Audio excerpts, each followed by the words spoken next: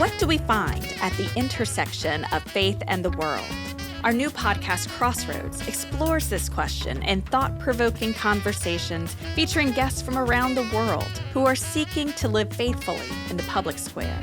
This is a safe space to discuss politics, technology, and our responsibilities as citizens. Pull up a chair and meet us as we search for a better way forward. Welcome to Crossroads, where we discuss the intersection of sacred and civic. I'm your host, Jo Nygaard Owens. Today, we'll hear an excerpt of a live conversation between Dean Randy and author and theologian Jim Wallis about his new book, The False White Gospel. Introducing the conversation is our very own Sonia Coman, Director of Digital Engagement at the Cathedral. The Reverend Jim Wallis is Georgetown University's inaugural holder of the Archbishop Desmond Tutu Chair in Faith and Justice and the director of Georgetown's new Center on Faith and Justice. Reverend Wallis is also the founder of Sojourners, and he served on President Obama's first White House Advisory Council on Faith-Based and Neighborhood Partnerships, and is the author of multiple New York Times bestselling titles, including God's Politics. In 2022 and 23, the Washingtonian magazine named Reverend Wallis one of the 500 most influential people shaping policy in D.C. Tonight, Reverend Wallis and Dean Hollerith will be discussing our guest's new book. Without further ado, please help me in welcoming Dean Hollerith and Reverend Wallis.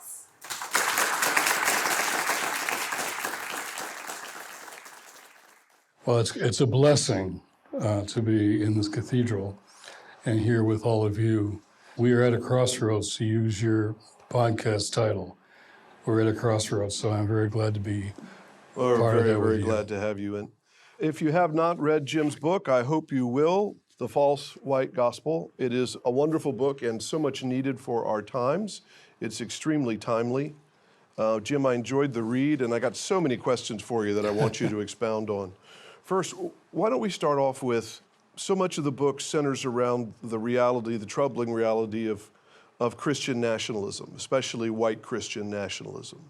Share with us a little bit of a definition of what is Christian nationalism and what is white Christian nationalism, and are they the same thing? So white Christian nationalism is not new. It's actually older than the founding of the nation. They called it dominionist theology a long time ago. It's making a big comeback. The name, to me, Dean, spells the problem. We have the most inviting, welcoming, diverse message in the history of the planet in the gospel of Jesus. And to make it white or imply white is a problem. Christian, they say, but they don't mean service and sacrifice and love. They mean dominion, control. Christians in control. Again, that's the problem. And third, nationalist. I was at a book event. I'm doing lots of these events around the country, and somebody said, Jim founded Sojourners in 1871. and he was all nervous. I said, well, it was not that long ago. I am old, but I wasn't there for the ascension of Christ, but I did read about it. And Jesus said, go into all the nations, teaching, making disciples, all nations, teaching people to observe what I've commanded you. So nationalist doesn't work. So this is false religion. It's a false white gospel. In our society, many think the answer to bad religion is no religion. I don't agree. I think it's good faith. It's better faith. So we need to dismantle this bad religion because it's part of what I call the faith narrative of this election season. This book is written to try to challenge the faith narrative and provide what would be a better faith narrative. So once I'm done with Christian nationalism in the first chapter, I go on with these 6 iconic biblical texts, and to me, reframing these ancient texts for Christians and others could help point the way to going forward.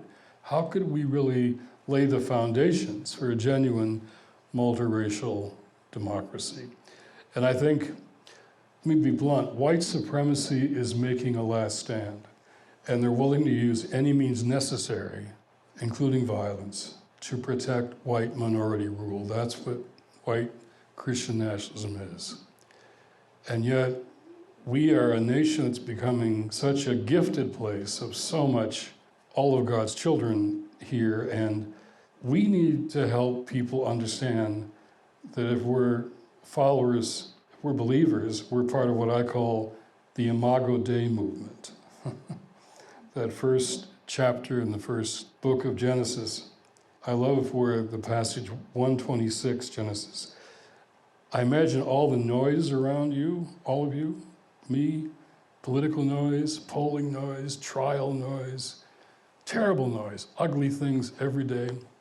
And in the text it says, then God said. Like, be quiet. God said. And God says, let us make humankind, all humankind, after our own image and in our own likeness. So we're doing voter protection in 10 battleground states. Face united to save democracy, multiracial, multi-faith, multi-generational. And I call it the Imago Dei movement. So this is deeper than politics, deeper than partisan stuff. This is about what it means to believe we're all made in God's image and all our voices, therefore, need to be heard. To build off that, you speak in your book that you say that we're at what you call a Kairos moment, which is a moment of a major shift. And Kairos versus Kronos, you may want to share what those two differences are. But I thought that was a fascinating piece of your book. Expand on that a little bit. Well, let's go back to the name of your podcast, Crossroads. Crossroads, I think, to take it in biblical language, Kronos time is tick-tock time, normal time. Things happen the way expected. Even elections, they happen over and over again. I don't believe we're in a Kronos time, a normal time.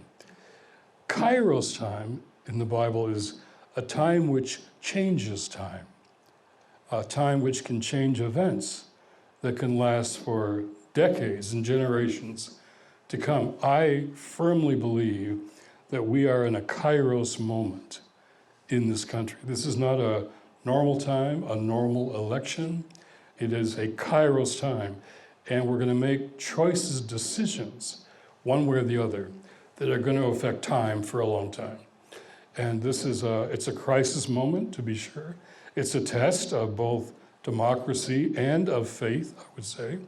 It's also a test for a new generation. I was at Georgetown before I came up here today, and I love being with those students. It's a test for a new generation who are watching what faith communities say and do.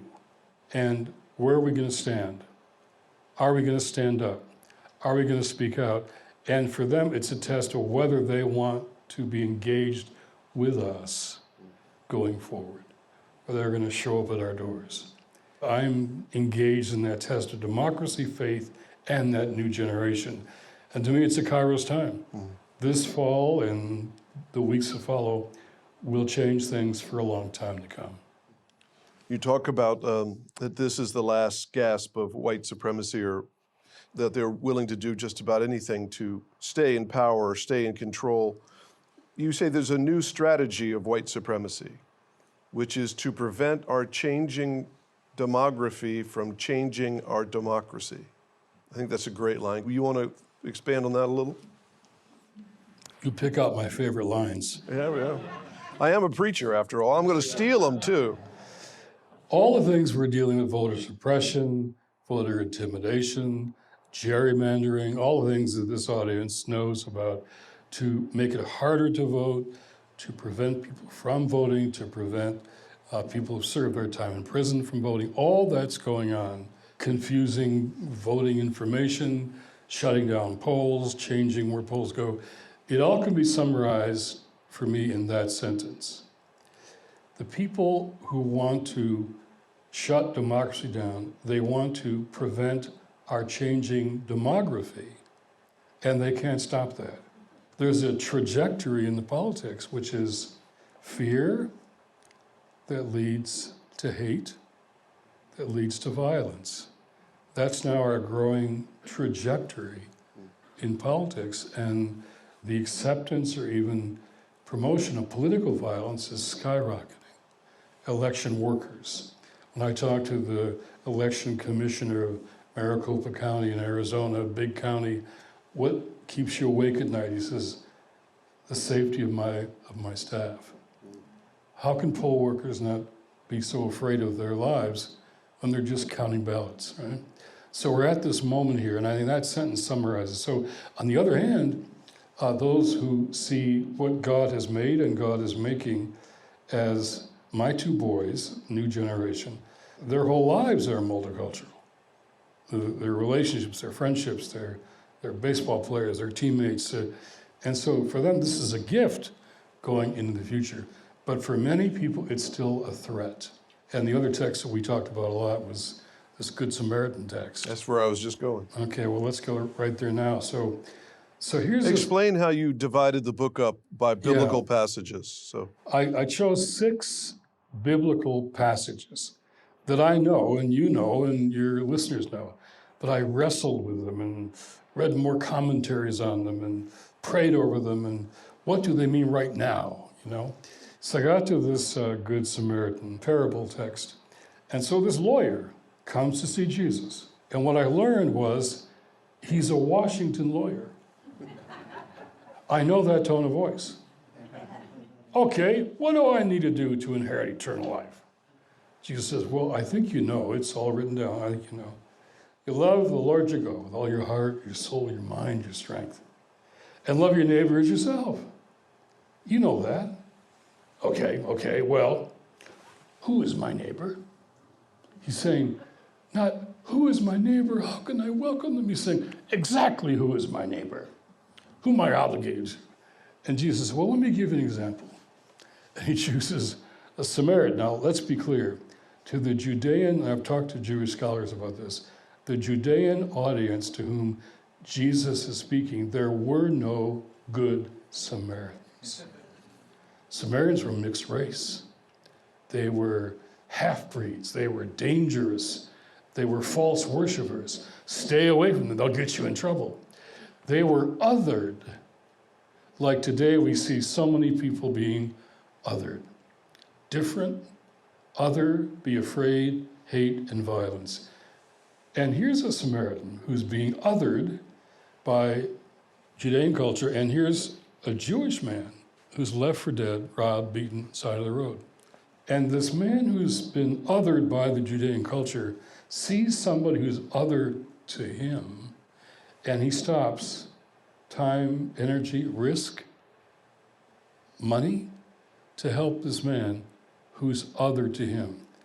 That's Jesus' example of what it means to be a neighbor. Which means your neighbor might not live in your neighborhood. We may have to approach the neighbor outside our neighborhood to understand who Jesus means by who our neighbor is. John Meacham, who has been here, you and he and Bono hung out one night that I was here for that. Meacham says, who is my neighbor is the most important question for democracy. It's right there in the Good Samaritan parable. So the Good Samaritan parable could help guide us to what a multiracial democracy might mean. So what do you attribute this fear of the other to? Where does it come from? Is it our tribal nature that causes fear of the other? Is it some sort of evolutionary holdover? But why always this fear of the other? You know, the wonderful biblical arc in terms of what the Bible says about racism ends in Revelation 7, where we're all there to worship the Lamb. And the text, it's a lovely text, and we offer our worship to God in all of our languages, in all of our tongues, in all of our tribes. We don't become some monolithic group. We are all there worshiping God in our tribes. Our tribes are there. And what brings us together is a word I love to use, proximity. When your society has structured you out of relationship with people, you have no proximity. I'm a Little League baseball coach for 22 seasons. When moms and dads bond over their kids, their futures, their fears, their hopes, their dreams, their health, it creates proximity and understanding. But when we're geographically racialized, we have no proximity to each other. And so after 9/11, my son Luke, who's now a young man, said, "Dad, what they said about Muslims on the news, that's not true. Muhammad's not like that." Because he was going to school with Muhammad in DC. And all my teams, multiracial teams, I started it when they were like 12 years old. I said, "You know, I want you white guys to know what all your black teammates have to deal with." And I got their permission first. They all have a talk with mom or dad about how to behave in the presence of a police officer. Every black player I ever had the talk. No white players ever did. And almost no white, liberal, progressive white parents knew the talk was what was going on. When my kids, white kids, players, learned that their teammates had that talk, it made them angry. Didn't make them feel guilty or responsible for slavery. It made them angry. Proximity is what changes us.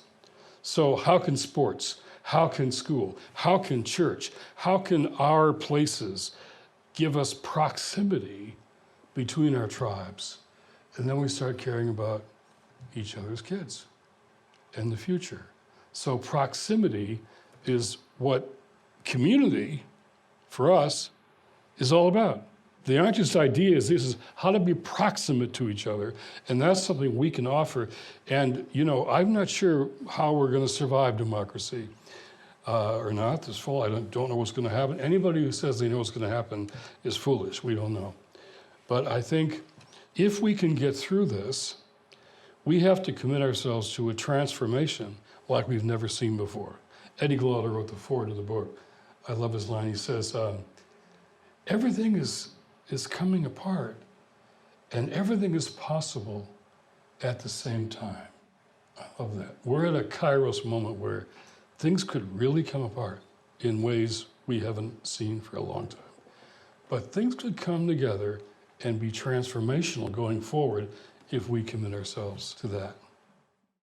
We're so grateful to Jim Wallis for joining us for this conversation, and thank you all for listening.